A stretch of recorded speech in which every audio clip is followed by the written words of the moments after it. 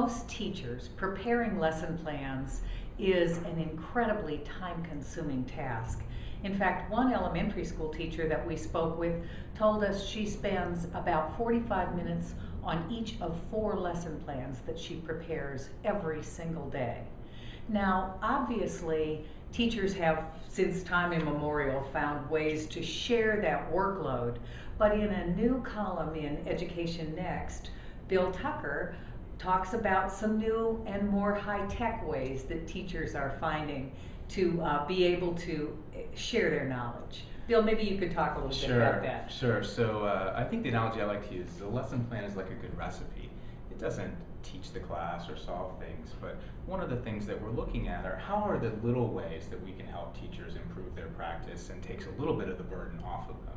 And so if you think about when you're going to cook, having a great recipe really helps move you along a little bit. So increasingly, there are all sorts of sites where you can go and download lesson plans. I'm sure there's not a teacher alive who hasn't Googled a particular subject of looking for those plans. There's even a site called Teachers Pay Teachers, where teachers can sell their lesson plans, sell their materials, sell their classroom libraries of Huck Finn or whatever they might do. There was even a place where they could put up an auction and say, I want to find a great fourth grade Texas history set of lesson plans. Who can fulfill this? And they would work out a barter for it. So there's all these interesting things out there. And in this column in Education Next, you make the point that it's not just about the lesson plan, that it's really that those are more successful because they're helping teachers build community. Well, sure. I mean, if you think about it with students, we've got all sorts of resources for students to go out, but that doesn't mean we don't need guidance, some way to understand what's good, what's bad, what's going to be useful. And particularly with teaching, it's not just about a generic lesson plan. It's, does this work with my kids in the context that I'm looking for, with my particular style? I mean, there's all sorts of individualization. So the interesting thing, and I think probably the most successful sites that we're beginning to see are really thinking about this not as some online thing, but as a way to take online tools to share things which a lot of times were locked into district file folders, 3-ring binders, or even if they're digitized, sort of hard to access and change, but to share things among existing networks. So you know, the analogy Mark Zuckerberg, who created Facebook, really said, this isn't about some new thing. This is about using online tools to leverage existing relationships. And so we're seeing some of these sites that are really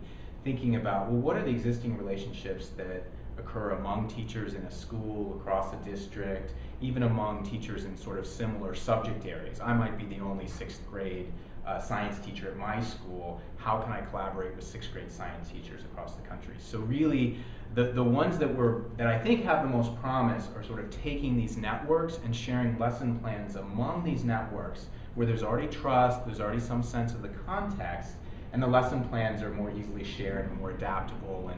And what's really interesting is one teacher I talked to said she really likes it because, you know, she's putting some effort into sharing it. And we see this all throughout the internet where people put crazy amounts of effort into sharing things. And it's really interesting and remarkable. But she says, you know, I actually get feedback on it too. So it's a way to improve my practice also. Okay. So how do you see over the long haul this changing teaching practice? So I think the best way to think about it is there are all sorts of small things that we can probably do to again, help lighten the load. Teaching is extraordinarily difficult, and we ask so much of teachers. And so people talk about all these big solutions, but there are all sorts of small solutions too. And I think this is one of those small solutions that, as I talk to the schools that are using it, they say, look, this, you know, having a better lesson plan won't solve it on its own.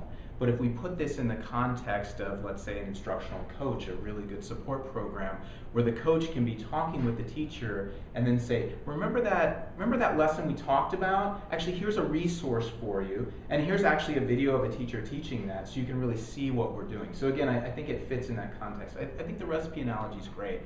Look, I could download Mastering the Art of French Cooking, but in no way would I be Julia Child. But it would help me improve, and it would help me make a good meal. And so I think for novices, it can really help take some of that load off and help them focus on other areas of their practice.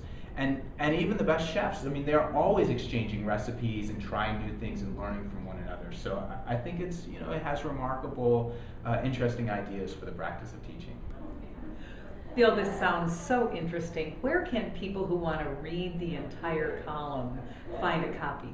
It's going to be in the next issue, the summer issue of Education Next magazine, and the column itself is actually online on their website now at educationnext.org.